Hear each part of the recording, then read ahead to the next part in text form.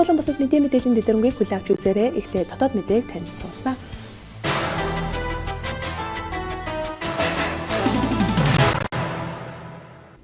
Мэдээ эхэлж байна.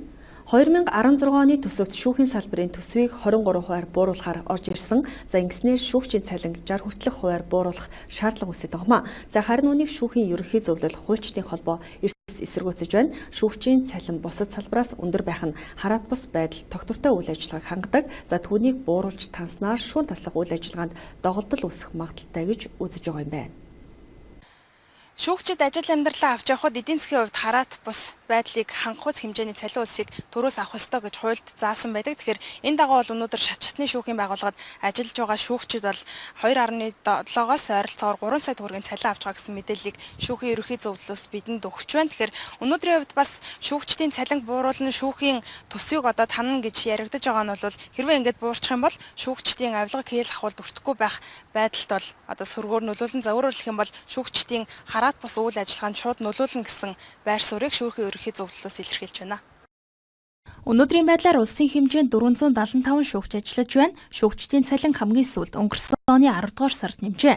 За ингэснээр анхан шатны шүүхийн шүүгч 2.7 сая, дав заалдах шатны шүүхийн шүүгч 2.9 сая, улсын дээд шүүхийн шүүгч 3.2 сая, улсын дээд шүүхийн ерөнхий шүүгч 3.3 сая төгрөгийн цалин авч байна.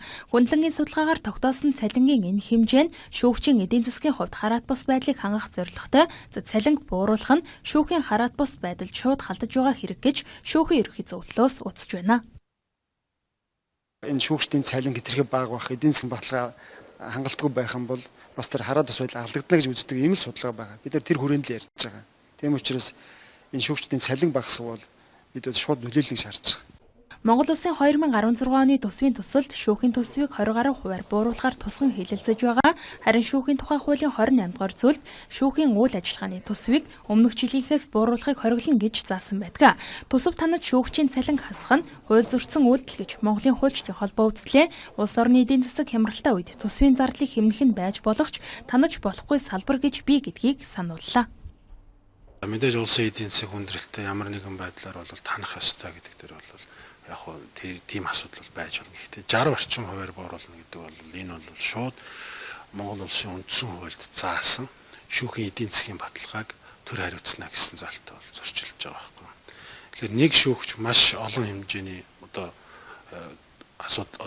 төгрөгийн асуудлыг шийдэж штэ тийм хохирлын хэмжээг нь тооцох юм бол тэгэхээр энд бол шүүхийн эдийн засгийн баталгааг хангахгүйгээр бол шудраг эсрэг тогтоох тийм ээ асуудал бол доголдол гарна гэж үзэж байгаа. Хуульчдын холбоо болон шүүхийн ерөнхий зөвлөлөөс энэ асуудлаар улсын хурал засгийн газар болон холбогдох бусад байгууллагад мэдээлэл санал хүсэлтийг хүргүүлжээ.